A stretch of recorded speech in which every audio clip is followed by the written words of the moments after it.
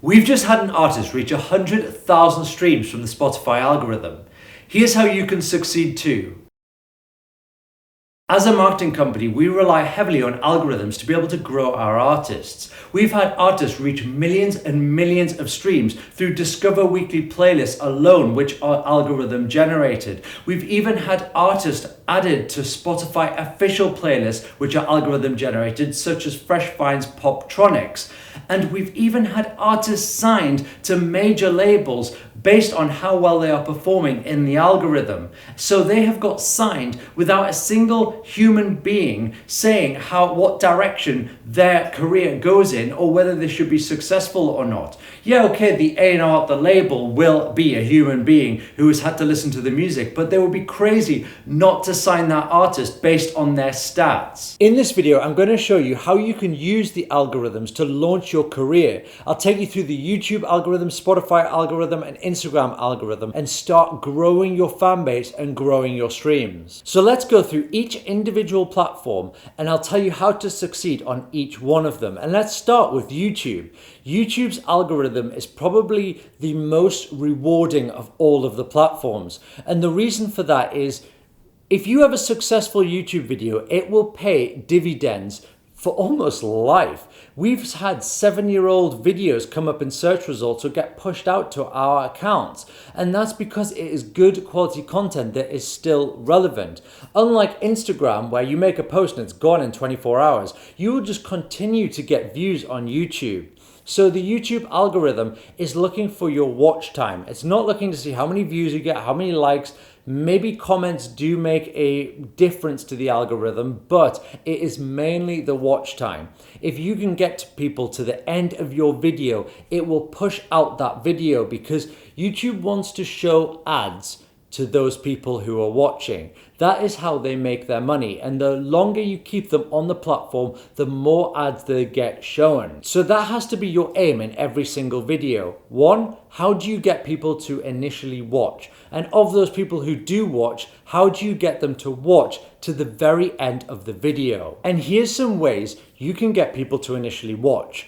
Firstly, if you've got a music video and you're uploading it to YouTube and you've just put the artist and the track title, then that's not going to be enough to get people to watch. Yeah, you can get your friends and family to YouTube, but that's not what we're after here. We're after the algorithm to pick up the music video and push it out. So you need more of a clickbait title, such as this music video cost £1 to produce, or this is probably the most disgusting music video you'll ever see. That is something people want to see. What does a music video look like if you have a £1 budget? So people are going to click it. So that's going to increase your click-through rate. A second thing you can do, and this one is a golden tip, and that's get an influencer to be in your music video. A lot of the time in influencer marketing, it can look not very authentic because you have to put hashtag ad or announce that there is some kind of paid partnership.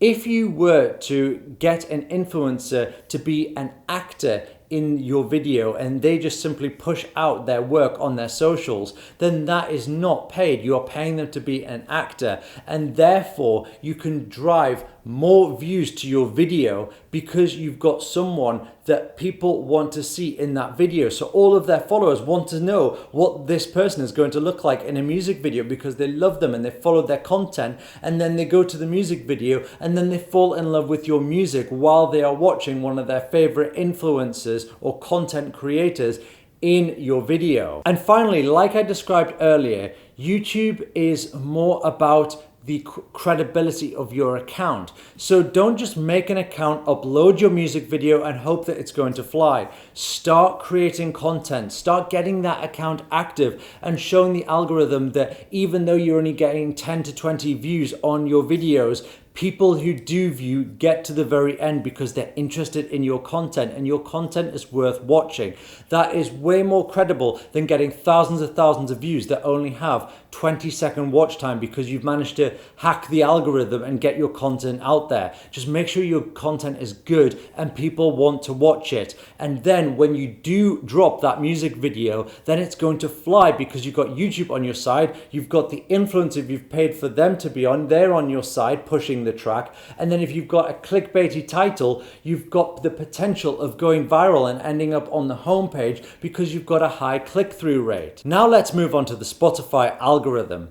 When you upload a track to Spotify, it doesn't just leave it there completely dead. It watches to see how people are reacting to your track. It will push it out to a few Discover Weekly playlists for your genre and see how people react to it. Do they skip the track early or do they listen to the very end? Do they save the track? Do they go back and listen to it again? These are all cues to see how good your track is. If it's good, it will push it out to more Discover Weekly playlists and it will give it almost a credibility score. And then if it is the best, of course, it will go out to everyone who has a Discover Weekly playlist who enjoys your genre of music, or you might even end up on one of the official Fresh Finds playlists. It does help to get some initial listeners. If you can get around 100 people to listen to your track, that does give Spotify a better sample size to work with to decide what kind of genre your track is and whether it's credible enough to be pushed out.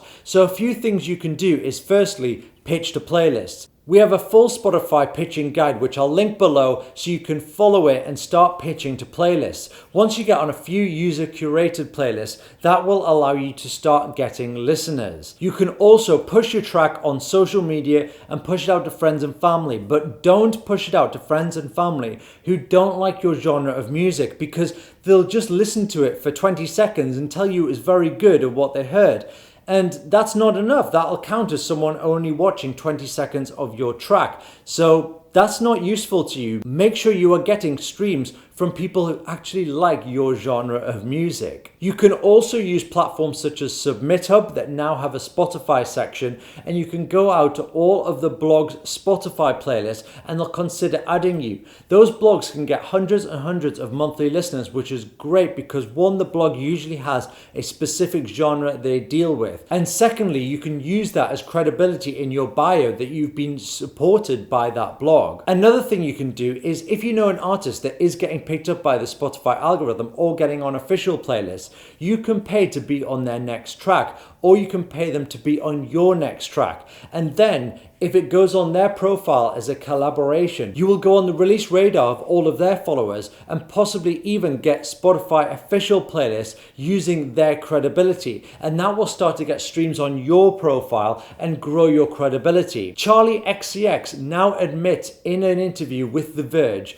that she writes music for the algorithm. She says the hook of the song comes earlier so people are less likely to skip it. She never does a long intro on a track and makes sure that it is something that people want to listen to the very end and is exciting. And that is how she gets so many streams from Spotify official playlists as well as the Discover Weeklies. And then there's the Instagram algorithm. Yes, recently Instagram have decided to cash out and kill all of the organic reach that accounts are getting. But that still doesn't mean you're getting no organic reach. It just means you're going to have to work a little bit harder. And to do that, you need to get as much engagement as possible on everything you upload. That's both on your feed and on your stories. On stories and on your feed, it is not chronological. It is looking for engagement to see how many people engage on that content, and then it will show people in that order based on how good the content is.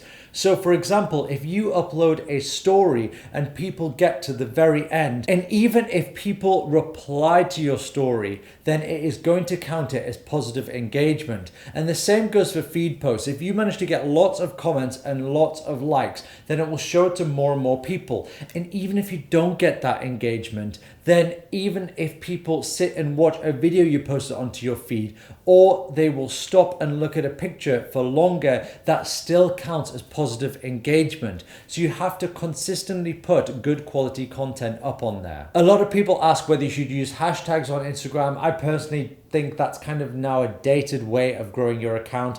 and people are always trying to get on the discover section of Instagram, and I think it's incredibly difficult to do so. You really need that word of mouth to be able to get your Instagram account to grow organically. And the biggest takeaway you can get from this video is start creating content and be ready for the day that you blow up. Because if one of your tracks blows up, if one of your videos goes viral on YouTube, or you suddenly get 100,000 followers on Instagram because one piece of content goes viral, then you need to be ready and practice and understand your audience to be able to consistently create content and keep them there. So if you've got 500 followers or even 200 followers, practice with them, create content and get good for when you do blow up and you do get an audience. You're in that rhythm of creating good content and you know what your audience wants and you know what they engage with, because trust me, you only get one opportunity to make it happen. So you need to be ready for that day of when you blow up. I hope you found this video useful. If you have, give it a thumbs up. If you want to see more music marketing videos like this, subscribe, and I'll see you in the next video.